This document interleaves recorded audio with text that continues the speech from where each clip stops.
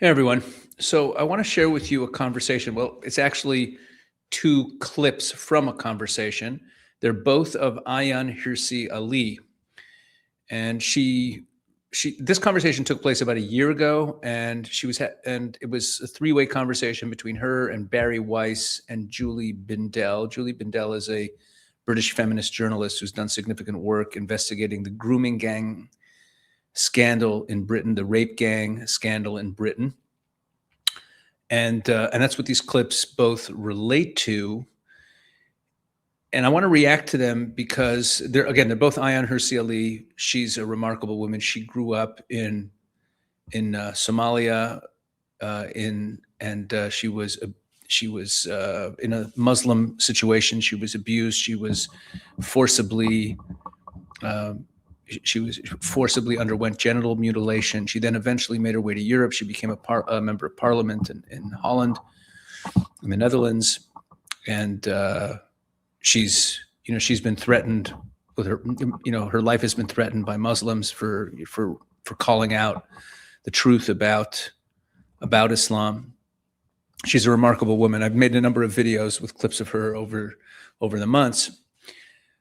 But I want to react to both of these clips because I think she drills down on like kind of the psychology behind why this has been allowed to happen in the UK in a way that I thought was really clarifying. So that's why I wanted to touch on this video. Now, just a note for clarity, in the first clip, she starts off, she's talking about him. She's talking about Tommy Robinson. He was discussed in the previous segment. So she just starts talking about him. And I'm just telling you that because it was easier than clipping the whole previous segment. So that's what she's talking about at the opening of this clip. Let's go to clip number 1. Let's hit it. Here we go. He did before anyone else because it was happening in his neighborhoods. He's born in Luton, he's working class, and his cousin was raped by a grooming gang. And he brought this to the attention of the British people over and over again. That man is in prison. And forgive me if I say, if you look at this particular topic, he has done more than any feminist in history to bring this to light. He is in prison.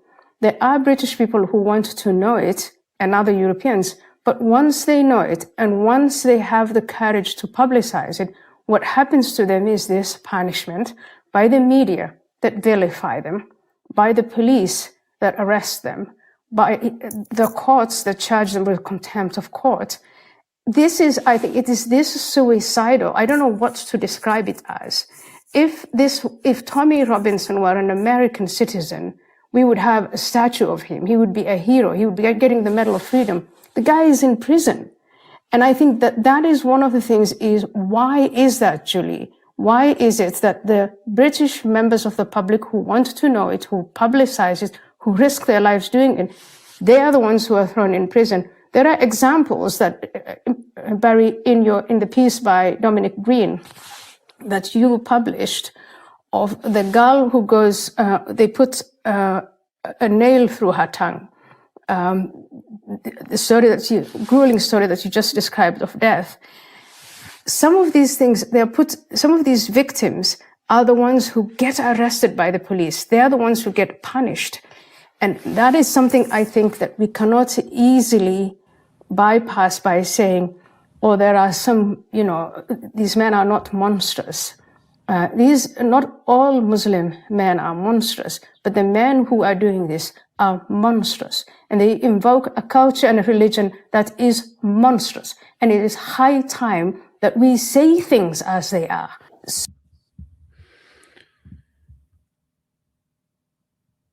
Now, whatever you think of Tommy Robinson, whatever you think of his politics, whatever you think of the way he's conducted himself, set all of that aside for a moment. At the time this was recorded, he was sitting in prison. And what she's describing is this. Here's a guy from a working class neighborhood in England whose own cousin was a victim of a grooming gang. He brought this story to the British public over and over again at enormous personal cost.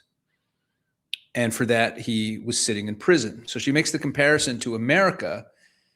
And I think it's exactly right. If an American citizen had done what Tommy Robinson did, exposed a systematic, organized, years-long sexual abuse of thousands of children that the authorities were covering up, he'd be a national hero.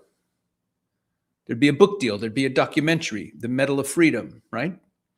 But in Britain, he was in prison.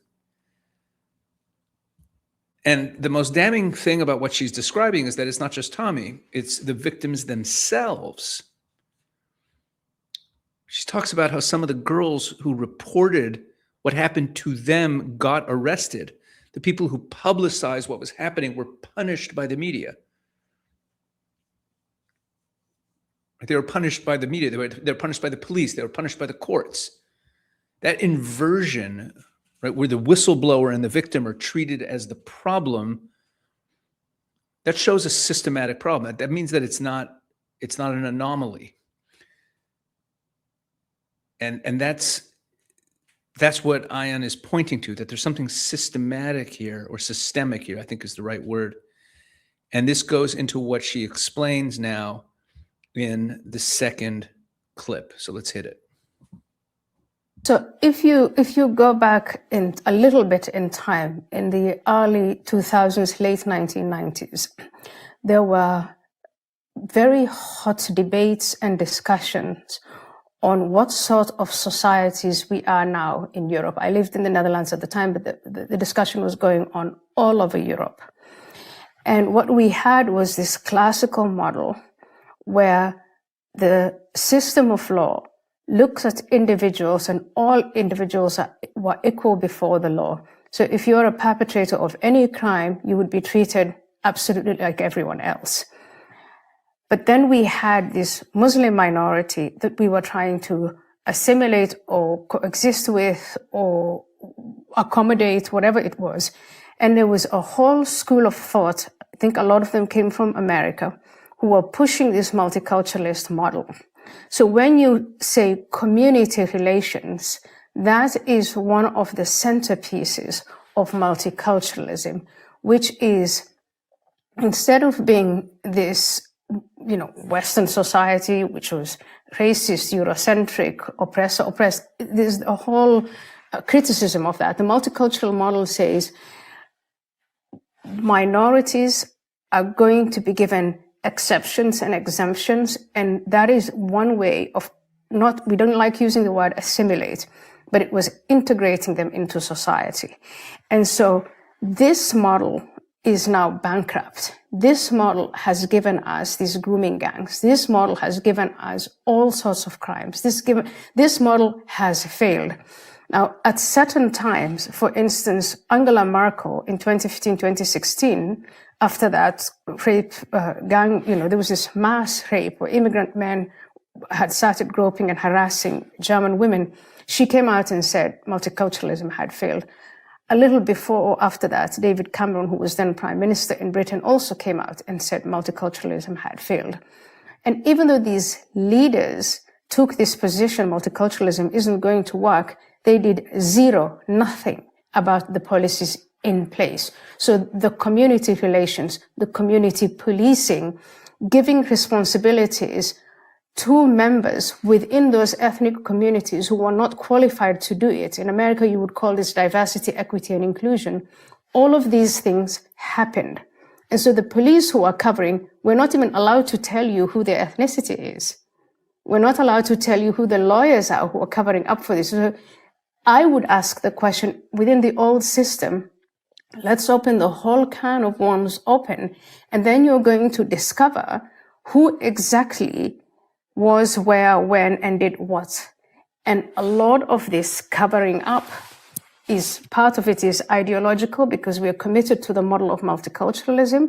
That is what we invested in. That's where we poured a lot of taxpayer money into. And when you pull away from that, what are you going to get? And then parts of it is the corruption. It's a model. Community relations is a model that has corrupted the system of social work, of police work, of the relationship between politicians and these communities. You can just now go to a so-called community leader and get a heap of votes instead of going there and making your case. So the system is corrupted in so many different ways, and that has to be opened up. And that is going to lead to the abandoning not just of multiculturalism in name, but the multiculturalist policies. And again, that is going to take us to, if we have, hypothetically speaking, about 1 million people in Britain who are incriminated in this grooming gangs scandal alone, what are we going to do with those men? Okay, you then have started to talk about deportations and things like that. And that is the one thing I have discovered in every single European country. That is the one thing that you can't talk about. There you go. Ayaan Hirsi at her best. She's laying out the intellectual architecture of how this happened. And I want to focus on what she's actually describing, because I think people hear it and they think policy failure, incompetence of leadership, failure of leadership. But that's not what this is. And this is what is so valuable about how she describes it, that the multicultural model, going back to the 1990s across Europe, said that minority communities would be given exceptions and exemptions from the normal standards of Western society. Right? The justification was, this is how we're going to integrate them. This is how we're going to make them feel at home. We have to be sensitive to where they're coming from. We accommodate them. We work through community leaders. We don't hold them to the same standards we hold everyone else to. But think about what that actually says.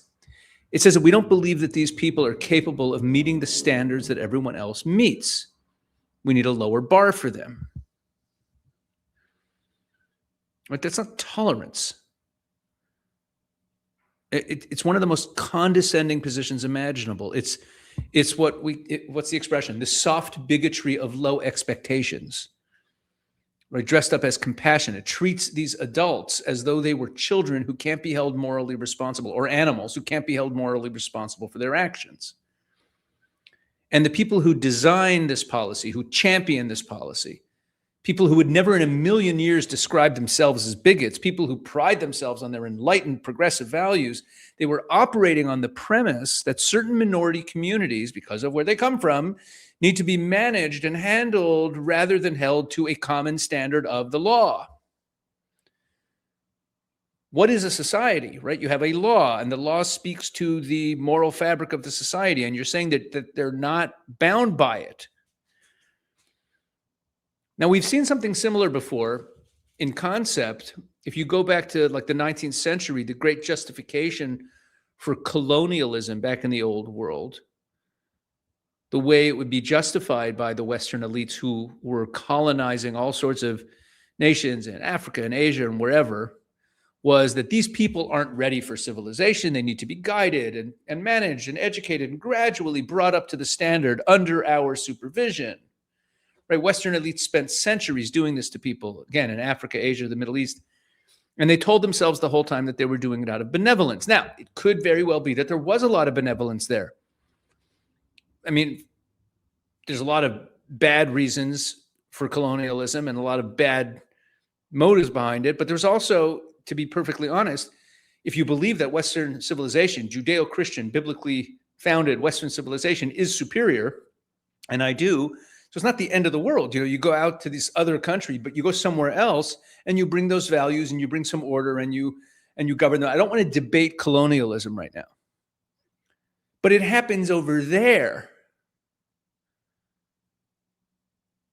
So there you can sort of say, okay, you know, they don't have the same standards and they have these backward ways and their ethical standards are out of whack, and we're going to try to educate them and bring up the natives.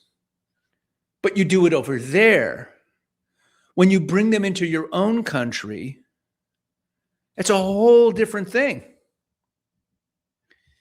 But what Ayaan is describing is the same. It's the same bigotry of low expectations, but it's a very different application of it. So it's the same civilizing mission, right, of the elites. It's the same condescension, except now it's playing out not in the colonies over there, but it's playing out in Rotherham, in Rockdale, in Telford, in Luton, and all across Europe. And the people being sacrificed to the project are not abstract colonial subjects. They're not other people in a society that also shares that backward moral framework. It's working class British girls. And here's the crucial detail. The elites who built this system, the politicians, the administrators, the community relations officers, the media people who push it, they don't live in those neighborhoods. Their daughters don't go to those schools. They bear none of the cost. They don't compete for the jobs that those people compete for also. But let's talk more about these rape gangs. They designed a system that traded the safety of the working class for the political management of a voting bloc. And they think that they're being inclusive. They're embracing diversity. They're being politically correct. They moralize about it. But it's not just domestic policy that has this soft bigotry of low expectations. The same logic plays out in foreign affairs. What do I mean? When a European government persecutes a religious minority, or if there's persecution of a religious minority in a Western country, there's outrage. There's hearings, right? Like we had the hearings in the Congress because of these with the Ivy League presidents calling them out for turning a blind eye or facilitating anti-Jewish activity and rhetoric on their campuses, right? Or if some religious minority was being persecuted in a Western country, we don't stand for it. But when Muslim majority states do the same thing, when Christian minorities are systematically persecuted in Pakistan, in Egypt, in Saudi Arabia, and Iran, the same institutions go quiet. When women are treated as legal non-persons in these countries, all over the Middle East, all over Africa, when honor killings are tolerated by the state, where apostasy is punishable by death. Right? We have this in many, many countries. There's slavery in many Muslim countries. The progressive establishment doesn't care. The establishment that would be outraged if these things happened in their own countries, I would hope. People in the West just look the other way. Oh, that's them. That's their culture. That's their culture? You see, it's the same reason. Because underneath all the humanist language, there's an operating assumption that we can't hold them to the standard that we hold ourselves to.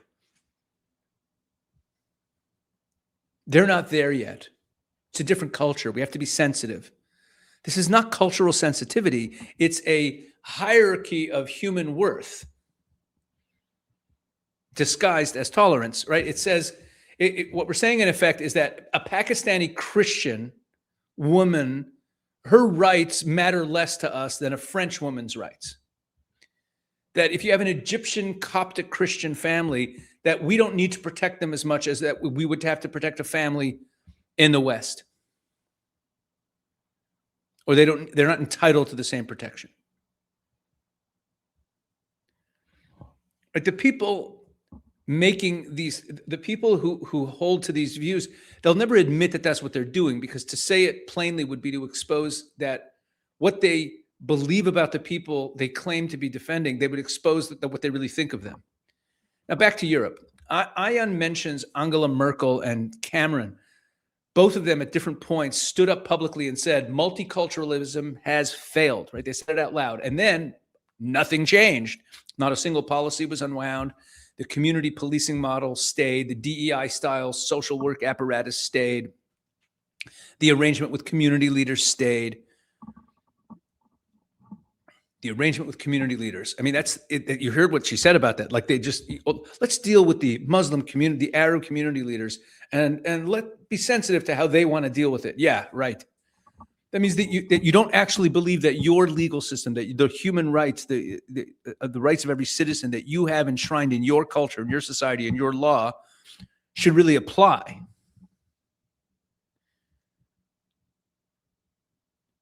So if you believe that the model of multiculturalism has failed, as Merkel and Cameron said, and you do nothing about it, what does that tell you? because they had power. They could have, these were powerful people. They could have done something about it. They could have made it a priority. It means either that they don't really believe it or that they understood that the interests keeping the model in place were stronger than your concern for the people being harmed by it. Neither of those is a very charitable result, a charitable explanation. And she ends this clip by saying that hypothetically there could be 1 million people in Britain implicated in these rape gang, grooming gang scandals. And she asked the obvious question that no one wants to talk about, right? What do you do with these people? And her answer is no one will talk about it. Deportation is the one word you're not allowed to say in any European country. And I think that's where the whole thing actually like bottoms out, right? A society that cannot name what it would do with the perpetrators has made a decision. It has decided that it is easier to continue sacrificing the victims than to face the reckoning. This is a moral failure. The policy failure is only a symptom of the moral failure. And it's being committed every day by people who are absolutely convinced that they're on the right side of history. These sanctimonious, woke progressives. Ayaan Hirsi Ali grew up inside one of those horrible systems. She knows what it feels like to be on the receiving end of all of this. And I think that's part of what gives her voice on this topic, the moral authority that is unique and important, and we have to listen to her. All right. That's it for this one. Thank you for watching. Please make sure you're subscribed. Please share this video. Please tell others what we're doing on this channel. Please make sure that you're subscribed also to the Israel 365 News YouTube channel. A lot of important content going up there. We just put more up. Every day we're putting up videos there. And if you want to catch everything I'm doing, make sure you get over there. Israel 365 News. And all right, that's it. God bless.